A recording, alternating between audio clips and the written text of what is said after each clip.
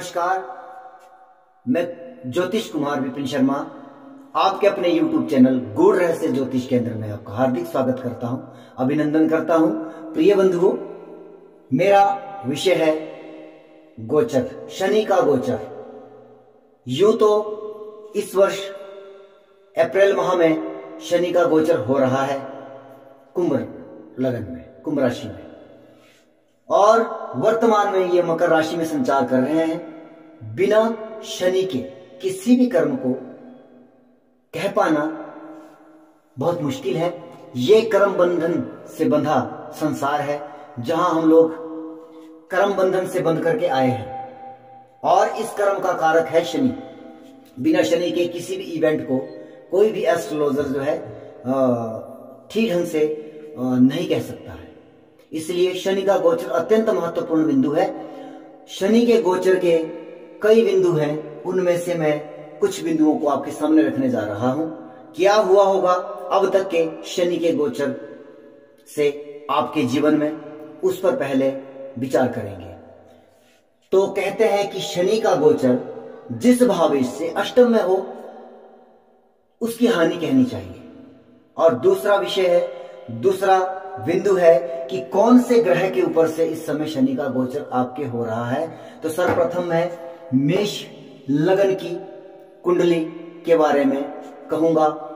प्रिय बंधुओं, मेरे किसी भी वीडियो को देखने के लिए आपको अपनी कुंडली सामने रखनी होगी, तब जाके आपको बात समझ में आएगी।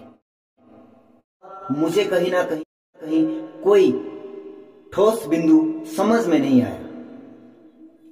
उम्मीद करता हूं कि आप मेरे इस चैनल को अपलिफ्ट करेंगे, सब्सक्राइब करेंगे, शेयर करेंगे। लाइक अनलाइक करना आपकी नहीं बना रहा हूं, इससे संबंधित ये वीडियो है। सबसे पहले विचार करते हैं, आपका मेष लगन है और आपका केतु जो है जन्मकालीन कुंडली में जो है वह मकर राशि में रहा होगा। तो हम कह सकते हैं कि शनि का गोचर केतु के ऊपर से हो रहा है, जो कि सबसे नकारात्मक परिणाम आपके जीवन में रहे होंगे इन 2.5 वर्षों में, 2 वर्षों में, जब तक ये शनि का गोचर मकर राशि से रहा हो, और अप्रैल तक ये स्थितियां बनी होगी। लेकिन 100% यहां पे भी सत्यता नहीं है। 58 करोड़ की आबादी रिप्रेजेंट करती है मेष लगन को। 7 अरब की आबादी है। अगर आप 12 से मल्टीप्लाई करें तो 58 करोड़ के लमसम जो है जनसंख्या एक राशि, एक लगन के तहत आती है। तो प्रिय बंधुओं, अगर आपका शनि केतु के ऊपर से गुजर रहा है तो वह कौन कौन से व्यवसायिक लोग हैं जिनको व्यवसाय में उन्नति प्राप्त हुई होगी, उनमें से विशेषता, क्योंकि केतु है डिटेचमेंट, केतु है मुक्ति। इसमें सबसे बड़ी बात यह है कि केतु है अध्यात्म, ठीक है ना जी। तो केतु के ऊपर से जब कर्म के कारक शनि का गोचर हो रहा है तो कैसे व्यवसाय से जुड़े लोगों को लाभ हुआ होगा, अन्य लोगों को हानि।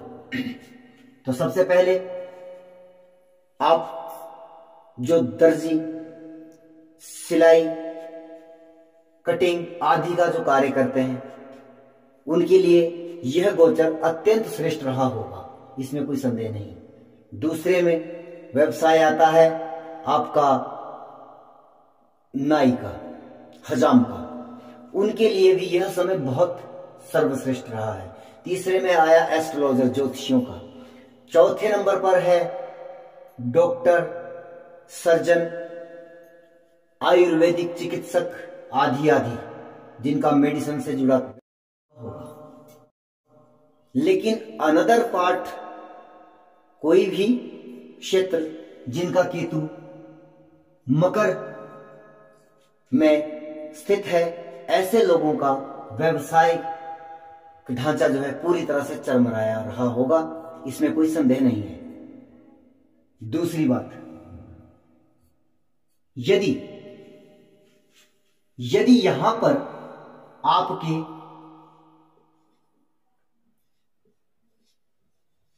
गुरुदेव बृहस्पति आपके मकर राशि में हैं जन्मकालीन कुंडली में, तो क्या रहा होगा? क्योंकि बृहस्पति जो है भाग्य के कारक है, विवाह के कारक है, संतान के कारक है, धन के कारक है, यह गोचर सर्वश्रेष्ठ रहा होगा, इसमें कोई संदेह नहीं है। पर प्रिय बंधुओं, आपकी कुंडली में योग और दशाओं को अगर मिलाकर के इसका फलादेश किया जाएगा तो वह 100% सत्य हो सकता है, लेकिन यह गोचरीय व्यवस्था के आधार पर कही जा रही है बातें। यदि किसी व्यक्ति के बहुत लंबे समय से विवाह का प्रयास किया होगा, हुआ नहीं, जैसे ही शनि का गोचर आपके गुरु के ऊपर से हुआ तो आपके वहां पर जो रुका हुआ विवाह का कार्य था वह भी हो गया होगा, या अप्रैल माह से पहले पहले ये हो जाएगा। दूसरे में भाग्य उन्नति, और यदि किसी के संतति नहीं हो रही थी तो वह भी इस समय में संतान प्राप्ति कर रहे होंगे। दूसरी चीज, अगर यहां पर शुक्र है, अगर यहां पर किसी के शुक्र है मकर राशि में, तो यह भी सप्तमेश है आपकी कुंडली के लिए, तो वह भी विवाह कारक समय रहा होगा, इसमें कोई संदेह नहीं है। अगर यहां पर सूर्य है और सूर्य के ऊपर से शनि का गोचर अच्छा माना जाता है।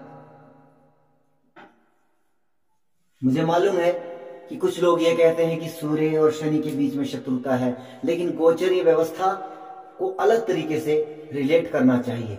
यहां पर सरकार से संबंधित, क्योंकि सूर्य जो है वह सरकार का कारक है, राजनीति का कारक है, और सरकारी नौकरी बिना सूर्य से आपको प्राप्त नहीं होती है। तो ऐसे में अगर आपने सरकारी नौकरी के लिए अप्लाई किया होगा तो आपको सफलता जरूर मिली होगी, या सरकार से जुड़ा कोई व्यवसाय कर रहे हैं या राजनीति से जुड़ा कोई व्यक्ति हो तो उसे निश्चित तौर पर यहाँ पर शनि ने लाभ दिया होगा। डिपेंड ऑन आपकी दशाएं और कुंडली के योग मिला लिया जाए तो फिर ये सफलता निश्चित तौर पर है। दूसरा बिंदु देखते हैं, यदि चंद्रमा जो कि चतुर्थेश है, चंद्रमा यदि यहां पर आपके विराजमान है दशम भाव में, और शनि का गोचर आपके चंद्रमा के ऊपर से हो रहा है, या शुक्र भी यहां पर है, मैं एक और तरीके की प्रेडिक्शन करना यहां पे शुक्र से रिलेटेड भूल गया, क्योंकि शुक्र जो है वह मकान वाहन आदि का कारक भी है। तो यहां पर चतुर्थेश चंद्रमा हो या आपका शुक्र बैठा हो, तो आपके बहुत लंबे समय से जो समस्या चली आ रही थी कि हमारा मकान कब बनेगा या हमें वाहन कब प्राप्त होगा, तो प्रिय बंधुओं, शनि का गोचर उन लोगों के लिए भी ये सर्वश्रेष्ठ सफलता लेकर के आया होगा, इसमें कोई संदेह नहीं है। फिर बात करते हैं आपके लग्नेश की। अगर लग्नेश आपका यहां पर है, अगर लग्नेश आपका यहां पर है तो लग्नेश के ऊपर से आपके शनि का गोचर हो रहा है, कर्म के कारक शनि का गोचर। निश्चित तौर पर आपको बहुत मेहनत करवाई होगी, लेकिन आपके प्रतिष्ठा मान सम्मान आदि में वृद्धि हुई होगी, इसमें कोई संदेह नहीं, आपका एक अलग स्टेटस बना होगा। एक और बिंदु है, अगर शनि के ऊपर से शनि का गोचर हो रहा है तो प्रिय बंधुओं, यह गोचर भी बेहतर कहा नहीं जा सकता है, क्योंकि इस समय में निश्चित तौर पर, वैसे तो कोविड काल चल रहा है, उसमें बड़े बड़े के जो है धंधे चौपट हो गए हैं, उसमें भी कोई संदेह, उस बिंदु पर भी हम नजर डालें तो भी, और यदि इस भाव से, इस पाठ से शनि गुजर रहा है तो वहां पर भी आपका जो है व्यवसाय चरमरा रहा होगा, या आपने अनेक इन 2.5 वर्षों में अनेक व्यवसाय बदले होंगे, और अब धीरे धीरे ये शनि का गोचर जो है आपके लिए हो सकता है कि फायदा लेकर के आए, क्योंकि कहते हैं जाते जाते शनि जो है वह लाभ दे जाता है। तो प्रिय बंधुओं, ये था मेष लगन के कुंडली का एक बिंदु, लेकिन नकारात्मक बिंदु पर भी अगर हम ध्यान दें, हाँ, यदि यहां पर आपके राहु बैठे हैं तो निश्चित तौर पर यह समय आपके लिए काफी अरिष्टकारक रहा होगा। किस प्रकार का कि आपके मन में, आपके बुद्धि में भ्रम पैदा हो रहा होगा, आप भयभीत हो रहे होंगे, आपका मन अस्थिर रहा होगा, इस तरह की सिचुएशन आपके ऊपर रही होगी। तो अब दूसरे बिंदु पर बात करते हैं। यदि किसी भावेश से अष्टम में शनि का गोचर हो तो उसे नेष्ट कहा जाता है। अब हम कह रहे हैं कि यह शनि आपका इस भाव से गोचर कर रहा है, दशम भाव से, तो आपका यदि लग्नेश मंगल जो है वह आपके कुंडली में, आपके जन्मकालीन कुंडली में अगर लग्नेश जो है आपका मिथुन राशि में है, तो यह समय आपके स्वास्थ्य के लिए अत्यंत कष्टकारक रहा होगा। निश्चित तौर पर यदि यहां पर से भी कोई संबंध नेगेटिव आ रहा हो, जैसे केतु बैठा हो, राहु बैठा हो या शनि बैठा हो, तो निश्चित तौर पर ऐसे में आपकी कोई ऑपरेशन, सर्जरी आदि से आपको गुजरना पड़ा होगा। दूसरा बिंदु लेते हैं। अगर यहां सूर्य आपका विराजमान है, जिस भी मेष लगन के जातक का सूर्य यहां पर बैठा है, तो संतान के तरफ से आपको कोई ना कोई अप्रिय समाचार या कष्टकारक वह समय आपका रहा होगा। दूसरी बात करें कि पंचम भाव से हम जो शिक्षा को देखते हैं, तो शिक्षा, जो शिक्षार्थी शिक्षा ग्रहण कर रहे हैं, उनकी शिक्षा में भी समस्या रही होगी। अगली बात करते हैं, आपका द्वितीय शुक्र अगर यहां पर बैठा है, तो निश्चित तौर पर आपके द्वितीय से अष्टम में शनि गोचर कर रहे हैं। 1 2 3 4 5 6 7 8। जी हाँ, मेरी बात को आप ध्यान से समझे। मैंने यहां पर ही क्यों किसी ग्रह को बिठा रहा हूं, क्योंकि यहां से शनि अष्टम में गोचर कर रहे हैं। तो शुक्र आपका द्वितीय से यानी कि धन भाव का स्वामी है, और धन को लेकर के आप बहुत परेशान रहे हैं इस समय को लेकर के। दूसरी चीज है, यहां से हम जो है वाणी को भी देखते हैं, तो वाणी भी आपकी कटु रही होगी। आपने अपने वाणी के माध्यम से बहुत सारे कामों को बिगाड़ा होगा। तीसरी चीज है कुटुंब परिवार भी हम यहाँ से देखते हैं, तो कुटुंब परिवार में भी कोई ना कोई अरिष्ट स्थितियां उत्पन्न रही होगी। अब आपके शनि को यहाँ बिठा देते हैं। क्या शनि को आप यहाँ बिठाइए चाहे यहाँ बिठाइए, यह गोचर जो है आपके लिए व्यवसायिक क्षेत्र में काफी बड़ी लॉस या हानि लेकर के आया है, इसमें कोई संदेह नहीं है। देवगुरु बृहस्पति भाग्येश है। निश्चित तौर पर नवम भाव से हम अपने पिता का विचार करते हैं, तो पिता को लेकर के भी स्वास्थ्य आदि से 2-4 होना पड़ा होगा, या फिर पिता से आपके मतभेद रहे होंगे इस समय में, और अप्रैल माह तक ये सिचुएशन बनी हुई है। और अगर हम विचार करें मंगल का कर दिया देवगुरु शनि चंद्रमा, अगर चंद्रमा आपका यह विराजमान है, तो यह स्थिति भी क्योंकि हम चतुर्थ भाव से जो है मकान वाहन आदि चीजों को कहते हैं, और सुख का भाव भी है, माता का भाव भी है, तो यहाँ पर निश्चित तौर पर, और चंद्रमा तो मातृकारक भी है, तो इसलिए माता को लेकर के, माता के स्वास्थ्य को लेकर के या माता से आपके विवाद रह सकते हैं। ऐसी स्थितियां निर्मित हुई होगी इस शनि के गोचर से। तो प्रिय बंधुओं, अप्रैल माह के बाद जो गोचर शनि का होने जा रहा है वो कुंभ राशि में है।